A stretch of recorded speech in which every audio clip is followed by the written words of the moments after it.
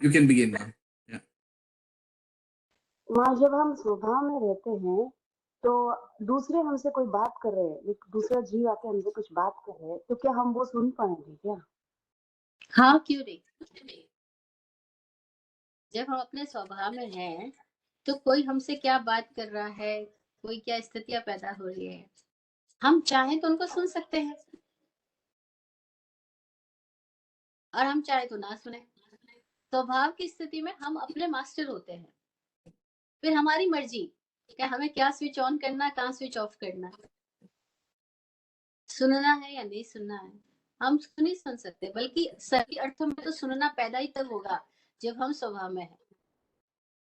अभी हमें लगता है हम दूसरों को सुन रहे हैं, पर हकीकत में हम नहीं सुन पा रहे हैं, क्योंकि हमारे दिमाग के विचार लगातार बोल चलते जा रहे हैं और हमारे भीतर लगातार कुछ बातें चल रही है, वे हमारे सुनने को करप्ट कर रहे हैं। जब हम स्वभाव में होंगे तो हमारे भीतर कोई विचार नहीं चल रहा होगा। उस स्थिति में हम हमारी मौज, हम सुनना चाहे तो हम परफेक्टली सुन पाएंगे, और नहीं सुनना चाहे हम बंद कर दे, स्विच ऑफ, मुझे कुछ नहीं सुनना। अब हम अपने स्वामी हुए, मालिक हुए, उसी को नाथ बोला गया। हम दूसरों को सुन पाएंगे स्वभाव में रहते हुए। जी थैंक यू।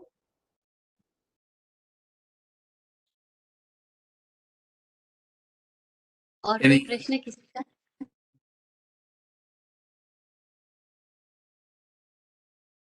मुझे एक प्रश्न था कि ये गुरु तत्व का जो महत्व कितना है। यानी आप आज सब खुद की तरफ ही आपका पूरा ये था, मगर गुरु तत्व का भी महत्व है, तो उस गुरु तत्व का महत्व कितना है? आपका प्रश्न है कि जब खुद को ही यात्रा करनी है तो गुरु तत्व का महत्व कितना है। गुरु तत्व डॉक्टर की तरह है। जैसे डॉक्टर ऑपरेट करने में मदद करता है, ऑपरेशन कर सकता है हमारा, लेकिन आंख तो हमें खोलनी होती है। वो आंखों का ऑपरेशन कर सकता है, लेकिन देखती हमारी आंख है। ऐसे ही गुरु वह है, डॉक्टर की तरह, चिकित्सक की तरह, जो हमें हमारी बीमारी का परिचय करवाता है और बीमारी से मुक्त होने के लिए इलाज में हमारी पूरी मदद करता है। उसके बावजूद भी ठीक हम तभी होंगे जब हम वाकई ठीक होना चाहते हैं, अन्यथा गुरु भी कुछ नहीं कर सकता। तो गुरु वह पथ प्रदर्शक है, वह मार्गदर्शक है। उसकी उपस्थिति में हमारे भीतर अपने असली स्वरूप की जानने की तड़प पैदा होती है। नहीं तो हमें पता ही ना लगे हम है क्या, हमें पता ही ना लगे हम कहाँ गड़बड़ है, हम कहाँ बीमार है, हमारी बीमारी क्या है, हमें पता ही ना लगे। पर उसकी उपस्थिति में पता लगती है कि ये तो हमारी बीमारी है, ये अहंकार है, हमारी बीमारी है। वरना हमें अपना अहंकार बीमारी नहीं लगता, वो हमें बिल्कुल ठीक ठीक पोजीशन लगती है। लोग नहीं आते सवाल करते हैं, महाराज साहब आप बोलते हो अहंकार नहीं रखना, लेकिन स्वाभिमान तो रखना ही चाहिए। अब उनको बताओ स्वाभिमान में भी है तो अभिमान ही, और स्व को तो हम जानते ही नहीं है, तो स्वाभिमान कैसे होगा। स्व को तो हम जानते ही नहीं है, तो स्व का अभिमान कैसे हो सकता है। और जिसने स्व को जान लिया उसके भीतर अभिमान बचता ही नहीं। और हम अहंकार का एक सुंदर रूप बना के लाते हैं स्वाभिमान। तो क्या है, हमें अपनी बीमारी का ही पता नहीं है, हम उसको सुंदर सुंदर नामों के साथ प्रोटेक्ट करके जीते चले जा रहे हैं। गुरु है जो हमें बताता है हमारी बीमारी क्या है, वो डॉक्टर की तरह है। गुरु है जो हमें हमारा निदान करने की विधियां देता है, ये तरीके से आप साधना करोगे तो आपकी बीमारी का निदान हो जाएगा। तो गुरु डॉक्टर की तरह है।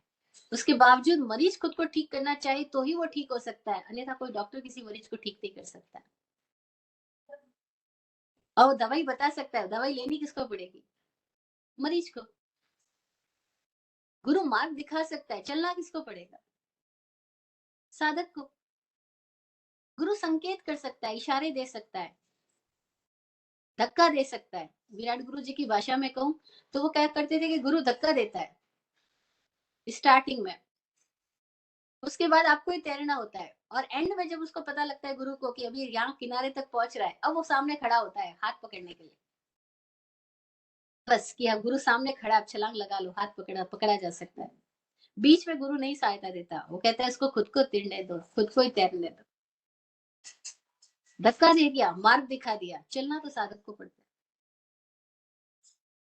कि गुरु महत्वपूर्ण है, लेकिन गुरु तभी महत्वपूर्ण है जब वाकई शिष्य तैयार है, शिष्य समर्पित है, शिष्य जिज्ञासु है, शिष्य मुमुक्षु है, उसके भीतर तड़प है, तो गुरु उसको मार्गदर्शक बनता है। जय हो।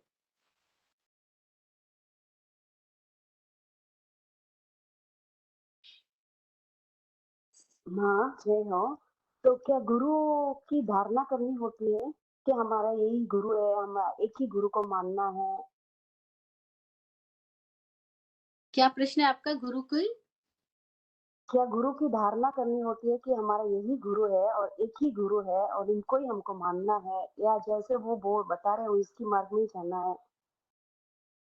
नहीं, गुरु की ना धारणा करनी होती है, ना एक ही गुरु को मानना होता है। केवल आँख खोल करके आप अपनी जिज्ञासाओं के साथ चलते जाएं, आपको पता लगेगा कि गुरु एक नहीं है।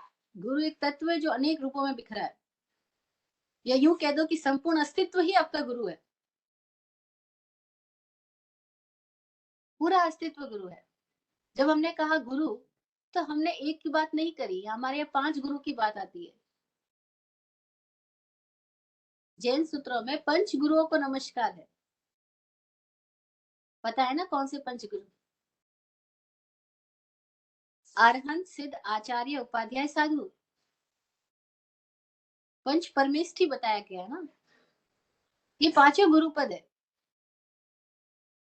और इन पांचों में सब आ गए। प्रथम पायदान से लेकर के अंतिम शिखर तक सारे ही लोग आ गए।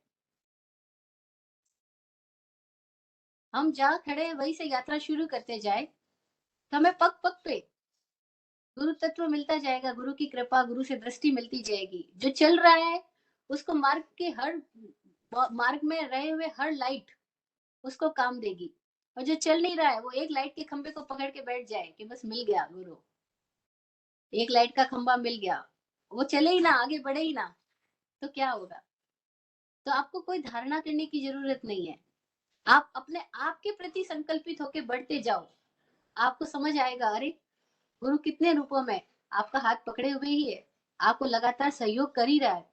आप बढ़ते जाओ तो आपको हर हर एक कदम के साथ में लाइट भी मिलती जाएगी। तो गुरु को किसी एक व्यक्ति के रूप में मत समझो, व्यक्ति पूजा के रूप में मत जाओ। आप गुरु को वह जागृत तत्व की तरह देखो, जिसकी उपस्थिति, जिसकी दृष्टि और जिसकी वाणी से आपको आपके भीतर की दिशा में जाने के लिए सतत मार्गदर्शन मिल रहा है, आपको आपसे मुलाकात हो पा रही है। वह गुरु है। वह गुरु है जो हमारी दृष्टि की दिशा को अंतर्मुखी बना रहा है। इसीलिए किसी एक व्यक्ति पूजा की बात जैन दर्शन में नहीं है। यहाँ पंच परमेष्ठी को गुरु बताया है। जय हो।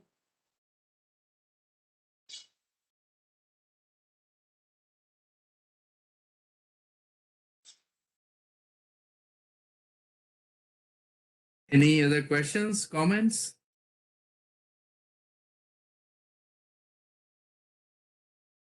If not, we will wrap up this session. Thank you, everyone, and really appreciate the questions. Questions actually are very much encouraged, and Vaibhashri ji ने बहुत बार बताया कि जब भी question आते हैं तो मजा आता है. So please bring your questions. Okay. Thank you, everyone. Good night and good morning. Jai Yes. Jitendra. Jai Jitendra Arshad uncle. जय हो, जय हो। नमो हरिहंताणम। Namo Arihantan. नमो हरिहंताणम।